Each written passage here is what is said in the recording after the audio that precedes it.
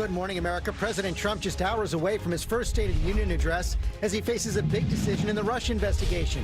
Will he release that classified GOP memo targeting the FBI against the warnings of his own Justice Department? And was the agency's #2 man forced to step down? Winter weather alert. 2 storms moving across the country, bringing an Arctic blast and snow. This car colliding with a train in the Midwest. And now millions bracing for a messy commute. Trapped on a ski lift. More than 150 people left dangling in the air. Army helicopters flying in to rescue them. An ABC News exclusive. Rose McGowan, the woman who helped ignite the Me Too movement, I have been silenced for 20 years. leading the charge against Harvey Weinstein. Now telling her story for the first time and putting Hollywood on notice. She's live this morning only on GMA. And Tom Brady on defense. The superstar quarterback cutting short an interview after a radio host goes after his young daughter. What he told our reporter overnight as he gets ready to go for his 6th Super Bowl ring. Live in Times Square, this is GMA with Robin Roberts, George Stephanopoulos, and Michael Strahan. And we do say good morning, America. We have a lot to get to, a very busy Tuesday morning. You're looking live at the Capitol right here, where President Trump will deliver his first State of the Union address just hours from now. And politicians and guests are going to be there for the president's speech, but they may want to double check those tickets. Take a look at what was printed on some of the tickets. State of the Union. Not union. I say they reprinted the tickets, but I say don't reprint them because you don't have union. You really got a fake ticket. Collector's items. There you Collector go. item too, yeah. Okay. Thank you, Mike. Got a lot of news to get to, including those striking new developments in the Russia investigation. House Republicans have voted to release a classified memo targeting the FBI for its handling of the Russia investigation, a move President Trump's own Justice Department has called extremely reckless, just hours after the FBI director targeted by Trump moved up his retirement. Our senior justice correspondent Pierre Thomas is tracking all the latest from Washington. Good morning, Pierre. George, good morning. Republicans say they're just exposing what they believe is questionable conduct by Justice Department and FBI officials in launching the Russia probe. But Democrats are calling it a hatchet job aimed at protecting the president. The classified Republican memo alleging FBI and Justice Department wrongdoing in the Russia investigation is now at the White House, where President Trump has 5 days to decide whether to actually declassify it. The memo arrived at the White House after the House Intelligence Committee voted along party lines to publicly release the document, Republicans saying it's all about transparency. If there's wrongdoing in any federal agency, we have a responsibility to expose that and take the appropriate action. But the Justice Department has called the potential release of the report without time to address security concerns reckless for the potential risk of harm to national security and ongoing investigations. And Democrats are crying foul, saying the release is designed to shift attention away from the special counsel's Russia probe. This committee voted to put the president's personal interest, perhaps their own political interest, above the national interest. Last night's vote to release the report came on the heels of Deputy FBI Director Andrew McCabe stepping down 5 weeks before his anticipated retirement. McCabe, the subject of months of searing criticism from congressional Republicans and President Trump. This after the president fired former FBI Director James Comey. At issue, McCabe's wife had been a Virginia political candidate as a Democrat, receiving a campaign donation from a Hillary Clinton ally. Republicans criticizing McCabe for not recusing himself from the Clinton email probe when he became deputy director, and President Trump repeatedly bashing McCabe in tweets. Why didn't AG Sessions replace acting FBI Director Andrew McCabe, a Comey friend who was in charge of Clinton investigation, but got big dollars, $700,000, for his wife's political run from Hillary Clinton? But Monday, President Trump refused to comment about McCabe. Mr. President, have you been told that McCabe is resigning? Thank you. Thank you. No comment yesterday, but sources tell ABC News in private Trump has been openly disdainful of McCabe. George? Yeah, no comment from the president, but we have heard from the former FBI Director James Comey overnight. George Comey did tweet last night with another veiled swipe at the president, writing, Special Agent Andrew McCabe stood tall over the last 8 months when small people were trying to tear down an institution we all depend on. He served with distinction for 2 decades. I wish Andy well. I also wish continued strength for the rest of the FBI. America needs you. George. Okay, Pierre Thomas, thanks very much, Robin. And George, we have more on the president's first State of the Union address. He's expected to focus on the economy, immigration, and national security. And our senior White House correspondent, Cecilia Vega, has more on how it's coming together behind the scenes. Good morning, Cecilia. Hey, Robin, busy day here at the White House. The White House says that this is going to be must-see TV, that we all know this is a president who excels in prime time, so it will be definitely a big show. Behind the scenes here, exactly what President Trump will say tonight remains a bit of a mystery. I've got to say, a source tells me that even among those in the president's own inner circle, very few people have seen the entirety of the speech that he's going to give tonight. Unlike that American Carnage speech that the president gave during his inaugural address, this one, I'm told, will be the key phrase for it is going to be optimism, and that the president gave specific direction to staff members here that he wanted to see this as a positive and uplifting speech. For months, he's been passing along phrases and key lines that he wants to see in this speech tonight, but really the primary speechwriter is his senior policy advisor, Stephen Miller, a hardliner on immigration. I'm told the president did spend the weekend editing this speech and that he did a full practice run here in the White House map room yesterday. And he'll be spending the day doing preps for the speech today, last-minute preps, Robin. But as you know, the White House says the entire First Family will be here there tonight in that chamber, from the First Lady, all of the president's children. But Barron is not going, Robin. It is a school night, you got to remember. Yes, we do remember that. But speaking of the First Family, what can you tell us about the special guests that will be there tonight? Well, these guests are going to give us a sense of what exactly the president is going to talk about. So let's take a look at who a few of them will be there in the First Lady's box. A family that benefits from the president's tax plan, parents of 2 daughters who were killed by the MS-13 gang, and small business owners. Democrats, a number of them, Robin, are protesting this speech and won't be there tonight. All right, Cecilia, thank you. George? Okay, Robin, thanks. We're going to get some analysis now from our newest political contributor here at ABC, Chris Christie. Just wrapped up 2 terms as governor of New Jersey, joining us here on GMA. Special report tonight for the State of the Union. Welcome. Happy to be here, George. Thank you. Let's start with the State of the Union. You ran against President Trump in the Republican primaries, but you've been his friend and advisor for a long, long time. In your view, what is his biggest challenge tonight? What should he do? It's to turn the page to things that the American people really care about.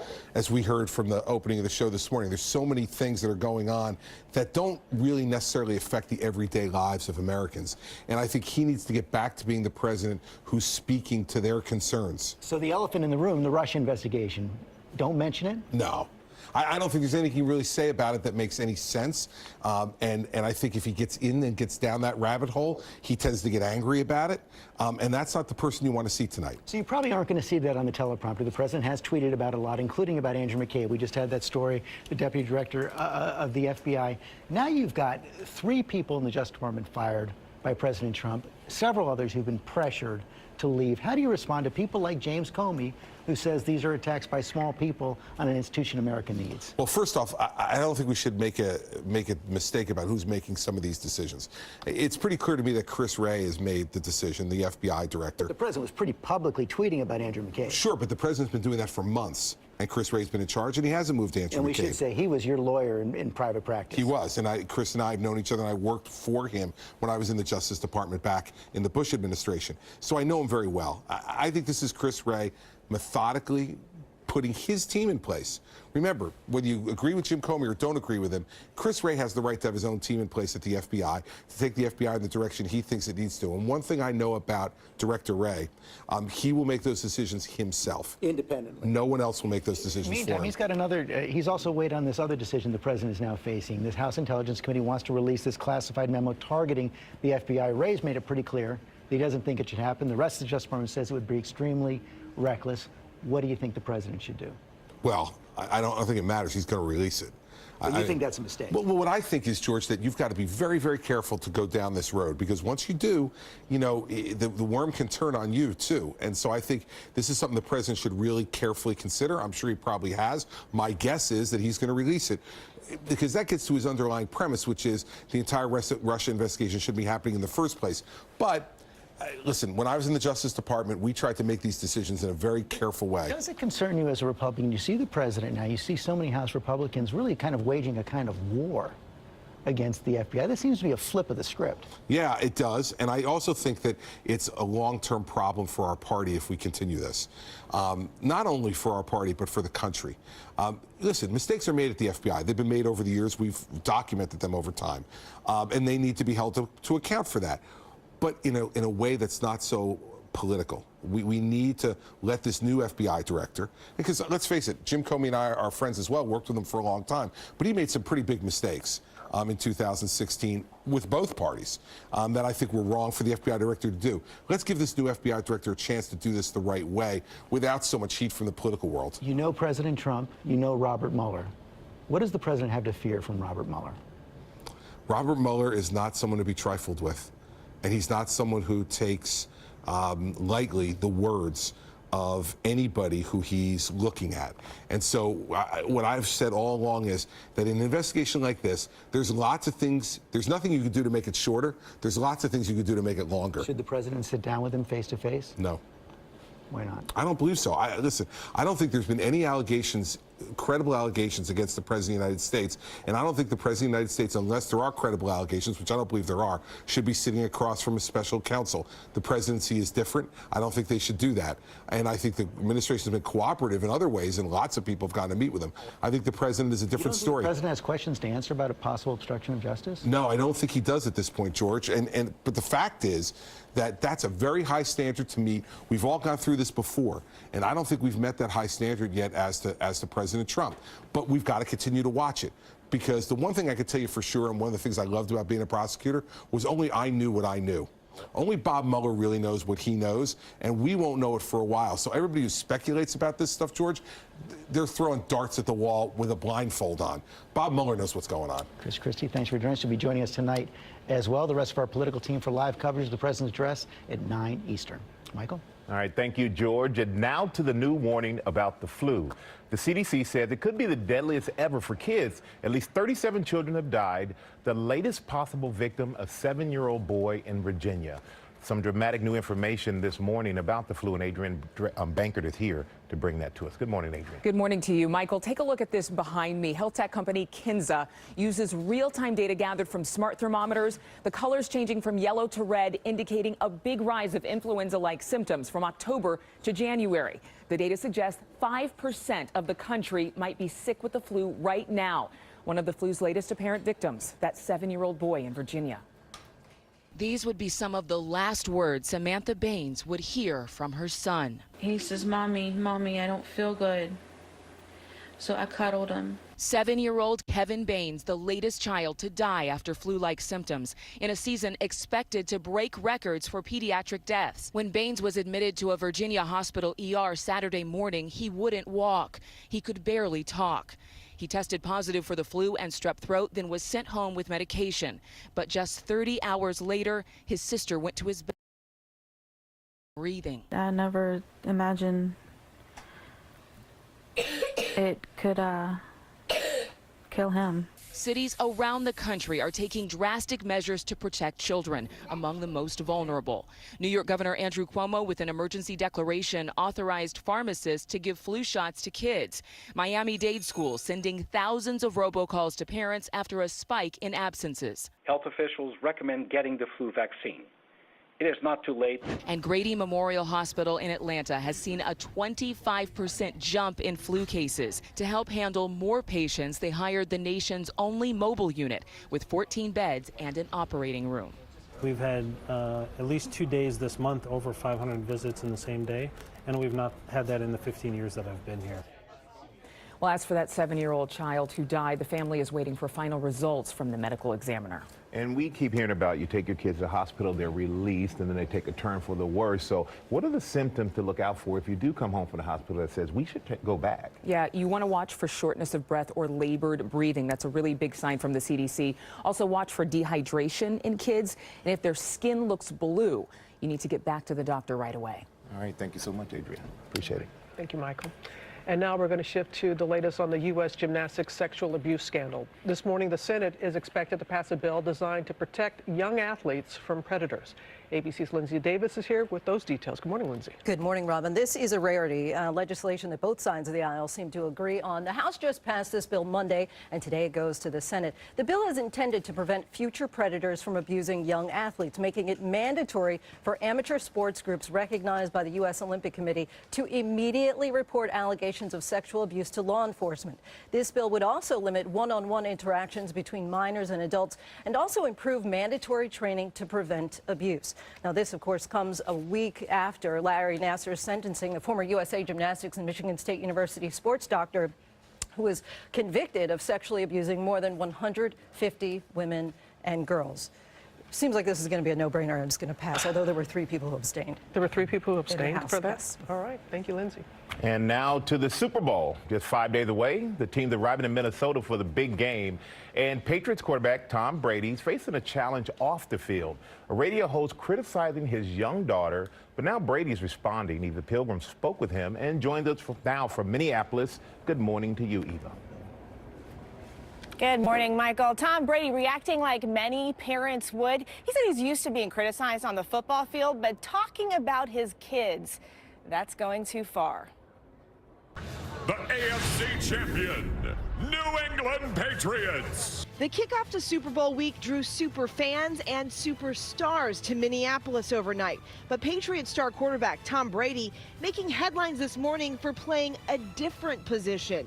Dad, going on the defensive after a Boston radio show host made a derogatory comment about his 5-year-old daughter. Like your kids are off limits? I think any 5-year-old's off limits at the end of the day. I think everyone would probably feel the same way about their kids. WEEI radio host Alex Reamer making the remark about Brady's daughter Vivian after she was featured in Brady's Facebook Watch docuseries Tom vs. Time. What? I thought the first scene was so staged, where Brady's like in the kitchen, his kids being an annoying little dad. Brady, hearing about the comment, cut short his weekly interview with the station.